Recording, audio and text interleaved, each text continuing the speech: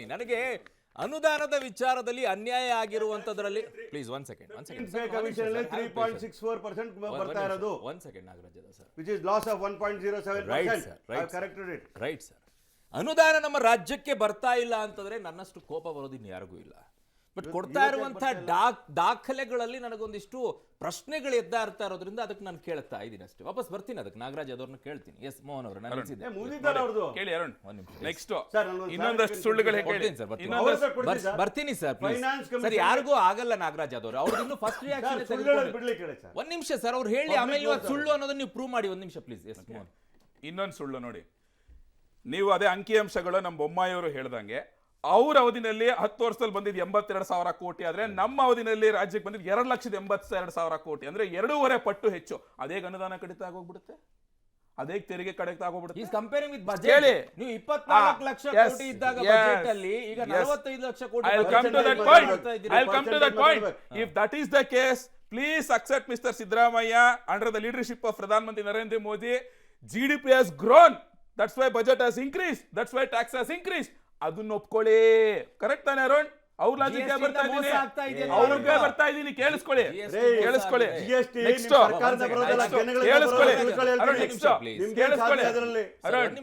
ಇವರು ಬರೀ ಯಾಕೆ ಡೆವಲ್ಯೂಷನ್ ಆಮೇಲೆ ಗ್ರಾಂಟ್ ಇನ್ ಏಡ್ ಬಗ್ಗೆ ಮಾತ್ರ ಮಾತಾಡ್ತಾರೆ, ಬೇರೆದ್ರ ಬಗ್ಗೆ ಯಾಕೆ ಮಾತಾಡಲ್ಲ ಅರುಣ್? ಬೇರೆ ಯೋಜನೆಗಳ ಬಗ್ಗೆ ಯಾಕೆ ಮಾತಾಡಲ್ಲ? ನೋಡಿ, ಜಲ್ ಜೀವನ್ ಮಿಷನ್ 24,813 ಕೋಟಿ ಕರ್ನಾಟಕಕ್ಕೆ ಬಂದಿರೋದು. ನರೇಗಾ 34,908 ಕೋಟಿ ಕರ್ನಾಟಕಕ್ಕೆ ಬಂದಿರೋದು. PM ಪೋಷಣ್ದು 3,500 ಕೋಟಿ ಕರ್ನಾಟಕಕ್ಕೆ ಬಂದಿರೋದು. ನೆಕ್ಸ್ಟ್ 97,000 ಕೋಟಿಯಷ್ಟು ಹೈವೇ ರಸ್ತೆ ಪ್ರಾಜೆಕ್ಟ್ಗಳು ಕರ್ನಾಟಕದಲ್ಲಿ ನಡೆದಿರೋದು ಇದುವರೆಗೂ. ಅದ್ರ ಬಗ್ಗೆ ಯಾಕೆ ಮಾತಾಡಲ್ಲ? ಯಾಕೆ? ಬೆಂಗಳೂರು ಮೈಸೂರು ಎಕ್ಸ್ಪ್ರೆಸ್ ವೇ ಕಾಣಿಸಲ್ವಾ? ಇದೇ ಸಿದ್ದರಾಮಯ್ಯನವ್ರು ಓಡಾಡ್ತಾರಲ್ವಾ? ಇದ್ರ ಬಗ್ಗೆ ಯಾಕೆ ಹೇಳಲ್ಲ ಅವರು? ಯಾಕೆ? ಒಂದೇ ಬರೋ ಟ್ರೈನ್ಗಳು ಕಾಣಿಸೋದಿಲ್ವಾ? ಇದ್ರ ಬಗ್ಗೆ ಯಾಕೆ ಸಿದ್ದರಾಮಯ್ಯನವ್ರು ಹೇಳೋದಿಲ್ಲ ಅವರು? HAL ಫ್ಯಾಕ್ಟ್ರಿ ಕಾಣಿಸಲ್ವಾ? ಒಂದ್ ನಿಮಿಷ ಮುಗಿಸ್ಬಿಡ್ತೀನಿ. ಇದ್ರ ಬಗ್ಗೆ ಯಾಕೆ ಸಿದ್ದರಾಮಯ್ಯನವ್ರು ಹೇಳಲ್ಲ? ಶಿವಮೊಗ್ಗ ಏರ್ಪೋರ್ಟ್ ಕಾಣಿಸಲ್ವಾ? ಇದ್ರ ಬಗ್ಗೆ ಯಾಕೆ ಹೇಳೋದಿಲ್ಲ? IIT ಧಾರವಾಡ ಕಾಣಿಸೋದಿಲ್ವಾ? ಇದ್ರ ಬಗ್ಗೆ ಯಾಕೆ ಹೇಳೋದಿಲ್ಲ? ಮಂಗಳೂರು ಫಿಶಿಂಗ್ ರಿಫೈನರಿ ಯೂನಿಟ್ ಇದ್ರ ಬಗ್ಗೆ ಯಾಕೆ ಹೇಳೋದಿಲ್ಲ?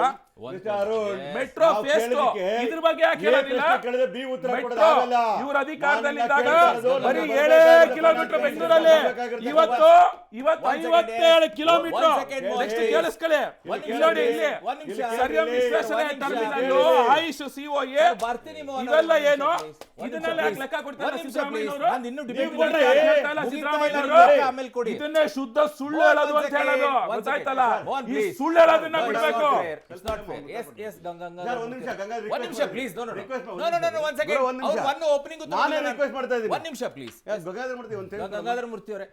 ಅನ್ಯಾಯ ಆಗಿದೆ ಅನ್ನುವಂತ ವಿಚಾರಕ್ಕೆ ನಾವೆಲ್ಲ ಧ್ವನಿ ಎತ್ತಲೇಬೇಕು. ಅನ್ಯಾಯ ಆಗಿದೆ. ಕೊಡ್ತಾ ಇರುವಂತ ದಾಖಲೆ ಬಗ್ಗೆ ತಾವು ಏನ್ ಹೇಳ್ತೀರಾ? ಇಲ್ಲ, ಒಂದು ನೋಡಿ, ಮಾನ್ಯ ಮುಖ್ಯಮಂತ್ರಿಯವರು ಇವತ್ತು ಪ್ರೆಸ್ ಮೀಟ್ ಮಾಡುವಾಗ 2 ವಿಚಾರನ ಮರೆಮಾಚಿದ್ರು ನನಗನ್ಸಿದ್ದು. ಒಂದು, GST ವಿಚಾರನ, GSTನಲ್ಲಿ ಭಾಳ ಅನ್ಯಾಯ ಆಗ್ತಾ ಇದೆ ಅಂತ ಹೇಳಿದ್ರು. ಆ GST ಫಾರ್ಮ್ ಆಗೋ ಟೈಮಲ್ಲಿ ಕರ್ನಾಟಕದ ಮುಖ್ಯಮಂತ್ರಿ ಯಾರಿದ್ರು ಅಂದರೆ ಮಾನ್ಯ ಸಿದ್ದರಾಮಯ್ಯನವರು ಇದ್ದರು. ಅವತ್ತು GST ನಾವು ಕರ್ನಾಟಕ GST ಒಳಗಡೆ ಬರೋದಿಲ್ಲ ಅಂತೇಳಿ ಸಂವಿಧಾನಾತ್ಮಕ ಹೋರಾಟ ಮಾಡಬೇಕಿತ್ತು, ಮಾಡಲಿಲ್ಲ. ಅದೇ UPA ಗೌರ್ಮೆಂಟ್ ಇದ್ದಾಗ, ಮನಮೋಹನ್ ಸಿಂಗ್ ಪ್ರೈಮ್ ಮಿನಿಸ್ಟರ್ ಇದ್ದಾಗ GST ಮಾಡಬೇಕು ಅಂತ ಸ್ಟಾರ್ಟ್ ಮಾಡಿದಾಗ ನರೇಂದ್ರ ಮೋದಿಯವರು ಗುಜರಾತ್ ಮುಖ್ಯಮಂತ್ರಿ ಇದ್ದರು.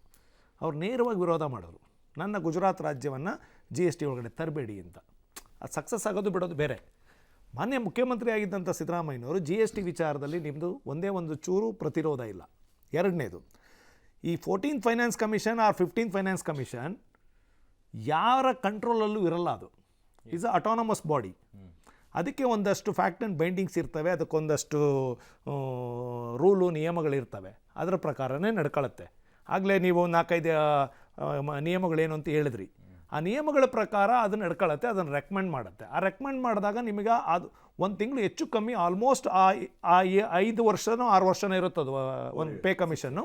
ಆ ಕಮಿಷನ್ ಒಳಗಡೆ ಎಲ್ಲ ಅಮೌಂಟು ಬರುತ್ತೆ, ಯಾವ ಕಾರಣಕ್ಕೂ ತಪ್ಪಲ್ಲ. ಅದು ಸಮಯ ಸಂದರ್ಭ ನೋಡಿಕೊಂಡು ಒಂಚೂರು ತಿಂಗಳುಗಳು ಹೆಚ್ಚು ಕಮ್ಮಿ ಆಗ್ಬೋದು ಅಷ್ಟೇ, ಯಾವುದೂ ಬರಲ್ಲ. ಬಟ್ ಇಲ್ಲಿ ಕರ್ನಾಟಕದ ಮುಖ್ಯಮಂತ್ರಿಯವರು ಪ್ರತಿಪಾದನೆ ಮಾಡಬೇಕಾಗಿದ್ದು ಯಾವುದು ಅಂತ ಅಂದರೆ, ಇವತ್ತಿನ ದಿನಮಾನಗಳಲ್ಲಿ ಬರ ಪರಿಹಾರಕ್ಕೆ ನಮಗೆ ಇನ್ನೂ ನಾವು ಇಷ್ಟು 18,000 ಕೋಟಿ ಲಾಸ್ ಆಗಿದೆ ಅಂತ ಕೊಟ್ಟರು ಕೂಡ ಇವತ್ತಿನವರೆಗೂ ₹1 ಬಿಡುಗಡೆ ಮಾಡಿಲ್ಲ. ಅದ್ರ ಬಗ್ಗೆ ಹೋರಾಟ ಮಾಡಲಿ, ನಮ್ಮದು ಏನು ಅಭ್ಯಂತರ ಇಲ್ಲ. ಆಗಬೇಕಾದ ಕೆಲಸ ಅದು ಆಗಿಲ್ಲ. ಅದನ್ನು ಹೆಚ್ಚು ಅದನ್ನು ಹೇಳಲಿಲ್ಲ. 4 ಲಕ್ಷ ಕೋಟಿ ನಾವು ತೆರಿಗೆ ಕಟ್ತೇವೆ. It's a finance minister. 14ನೇದೋ 15ನೇನೋ ಬಡ್ಜೆಟ್ ಮಂಡ್ಸಕ್ಕೆ ಹೋಗ್ತಾ ಇರೋರು, ನಿಮಗೆ ಕಾನೂನು ಗೊತ್ತಿಲ್ವಾ?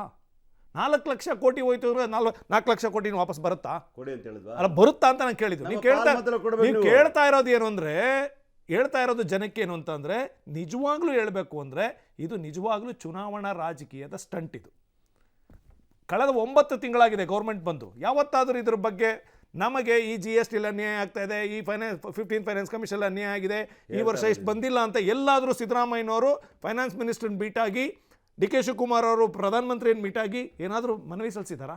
DK ಶಿವಕುಮಾರ್ ಹೋಗಿದ್ದೇನಕ್ಕೆ? ಇಲ್ಲ ಒಂದು ನಿಮಿಷ, ಹೋಗಿದ್ದೇನಕ್ಕೆ? ಬರ ಪರಿಹಾರಕ್ಕೆ ಹಣ ಬಂದಿಲ್ಲ ನಮಗೆ, ದಯವಿಟ್ಟು ಕೊಡಿ ಅಂತ ಹೋಗಿದ್ದು. ಹೌದಾ? ಕೊಟ್ರಾ? 15 ಸೀತಾರಾಮನ್ ಆಗಿದೆ ಅಂತ ಕೇಳಕ್ ಬಂದೆ, ನಾನು ಹೇಳಿದ್ದೀನಿ ಅಲ್ವಾ? ಹೇಳಿದ್ಮೇಲೆ ಅದನ್ನು ರಾಜ್ಯಕ್ಕೆ ಯಾಕೆ ಕೇಳಲಿಲ್ಲ ನೀವು? ಏನು ಹೇಳಿದ್ರು ಅನ್ನೋದಕ್ಕೆ? ಇವತ್ತು ನೀವು 9 ತಿಂಗಳಾಗಿದೆ ಗೌರ್ಮೆಂಟ್ ಬಂದು, ಈ ಕ್ಷಣದವರೆಗೂ ನೀವು ಮಾನ್ಯ ಮುಖ್ಯಮಂತ್ರಿಯವರು, ಫೈನಾನ್ಸ್ ಮಿನಿಸ್ಟ್ರು ಒಂದೇ ಒಂದು ಫೈನಾನ್ಸ್ಗೆ GST ಮೀಟಿಂಗ್ ಹೋಗಿಲ್ಲ. ಆಸ್ ಎ ಫೈನಾನ್ಸ್ ಮಿನಿಸ್ಟ್ರು ಯಾರು ಕಳಿಸ್ತೀರಿ? ಇನ್ನೊಬ್ಬರು ನಾನು ಕಳಿಸ್ತೀರಿ ರೆಪ್ರೆಸೆಂಟೇಷನ್. ನೀವು ಮಹಾನ್ ಜ್ಞಾನಿಗಳು, ಬಡ್ಜೆಟ್ ಮಂಡಿಸಿರೋರು, ಮತ್ತು ಫೈನಾನ್ಸ್ ಬಗ್ಗೆ ನಿಮಗೆ ಕರ್ನಾಟಕದ ಸ್ಥಿತಿಗತಿ ಬಗ್ಗೆ ಗೊತ್ತು, ನೀವು ಕೂತ್ಬೇಕಲ್ಲ, ಯಾಕೆ ಕೂರಲ್ಲ? ಆಸ್ ಎ ಫೈನಾನ್ಸ್ ಮಿನಿಸ್ಟ್ರು ಕೂರ್ಬೇಕು. ನಾನು ಹೇಳೋದು, ನಿಮ್ಗಾಗಿರೋ ಅನ್ಯಾಯನ ಪ್ರಧಾನಮಂತ್ರಿಗಳ ಮುಂದೆ ಅಲ್ಲ ಫೈನಾನ್ಸ್ ಕಮಿಷನ್ ಮುಂದೆ ಪ್ರೆಸೆಂಟ್ ಮಾಡಿ ಕರ್ನಾಟಕಕ್ಕೆ ತರುವಂಥ ಕೆಲಸ ಆಗಬೇಕು. ಅರೌಂಡ್ ಈ ದೇಶದಲ್ಲಿ 50 ವರ್ಷ ಆಳಿರ್ತಕ್ಕಂಥ ಕಾಂಗ್ರೆಸ್ಸು, ಒಂದೇ ಒಂದು ಸಣ್ಣ ಉದಾಹರಣೆ ಕೊಟ್ಬಿಟ್ಟು ನಾನು ನೆಕ್ಸ್ಟ್ ಇದಕ್ಕೆ ಬರ್ತೀನಿ. ಲಾಲ್ ಬಹದ್ದೂರ್ ಶಾಸ್ತ್ರಿ ಅವರು ಕೃಷ್ಣ ಅಪ್ಪರ್ ಪ್ರಾಜೆಕ್ಟ್ಗೆ ಗುದ್ಲಿ ಪೂಜೆ ಮಾಡ್ತಾರೆ. ಆದರೆ ಫಿನಿಶ್ ಆಗಿದ್ದು ಯಾವಾಗ? ಲಾಲ್ ಬಹದ್ದೂರ್ ಶಾಸ್ತ್ರಿ ನೆಹರು ಬಿಟ್ಟರೆ ನೆಕ್ಸ್ಟ್ ಅವರೇ ಪ್ರೈಮ್ ಮಿನಿಸ್ಟ್ರು. ಅಲ್ಲಿಂದ ಕಾಂಗ್ರೆಸ್ಸು 15, 16, 5, 20, 26 ವರ್ಷ ಆಳಿದೆ. ದೇವೇಗೌಡ ಟೈಮಲ್ಲಿ ಅಲ್ಲ, 26 ವರ್ಷ ಕಾಂಗ್ರೆಸ್ ಆಳಿದೆ. ಅದನ್ನು ಕಂಪ್ಲೀಟ್ ಮಾಡೋಕ್ಕೆ, ಸ್ಟಾರ್ಟ್ ಮಾಡೋಕ್ಕೆ ದುಡ್ಡು ಕೊಟ್ಟು ಉಳಿಸ್ಬೇಕಾದ್ರೆ ದೇವೇಗೌಡರು ಬರಬೇಕಾಯ್ತು. ಕೇವಲ 10 ತಿಂಗಳಲ್ಲಿ 15,000 ಕೋಟಿ ಹಣ ಕೊಟ್ಟು ಕೃಷ್ಣಾಪುರ ಪ್ರಾಜೆಕ್ಟ್ನ ಫಿನಿಶ್ ಮಾಡಿದ್ರು. ಇಂಥ ರಾಷ್ಟ್ರೀಯ ಪಕ್ಷ ಕಾಂಗ್ರೆಸ್ ಇವತ್ತು BJPಗೋ ಇನ್ನೊಬ್ರಿಗೆ ಹೇಳ್ತದೆ ಅಂತಂದ್ರೆ ನಿಮ್ಮ ಕನ್ನಡಿನ ಹಿಂದೆಗಡೆ ನೋಡ್ಕೊಳ್ಳಿ. ನೀವೇನೇನು ಅನ್ಯಾಯ ಮಾಡಿದಿರಿ ಕರ್ನಾಟಕಕ್ಕೆ ಅಂತ. ಕರ್ನಾಟಕದಲ್ಲಿ ಗೋವಾ ಕಳಸಾ ಬಂಡೂರಿ ವಿಚಾರ ಮಾತಾಡಿ ಅಂದರೆ ಸೋನಿಯಾ ಗಾಂಧಿ ಗೋವಾದಲ್ಲಿ ಕೂತ್ಕೊಂಡು ನಾವು ಗೋವಾ ಪರ ಅಂತಾರೆ, ಆಂಧ್ರದಲ್ಲಿ ಕೂತ್ಕೊಂಡು ಎಲೆಕ್ಷನ್ ಬಂತು ಅಂದರೆ ಕರ್ನಾಟಕದ ವಿರುದ್ಧ ಮಾತಾಡ್ತಾರೆ. ಇಲ್ಲಿ ತಮಿಳ್ನಾಡಲ್ಲಿ ಮೇಕೆದಾಟು ವಿಚಾರ ಬಂದರೆ ತಮಿಳ್ನಾಡು DMK ಪರ ಮಾತಾಡ್ತೀರಿ. ನೀವು ಕರ್ನಾಟಕದ ಬಗ್ಗೆ, ಕರ್ನಾಟಕದ ಆಗಿರೋ ಅನ್ಯಾಯದ ಬಗ್ಗೆ ನೀವು ಮಾತಾಡ್ತೀರಿ.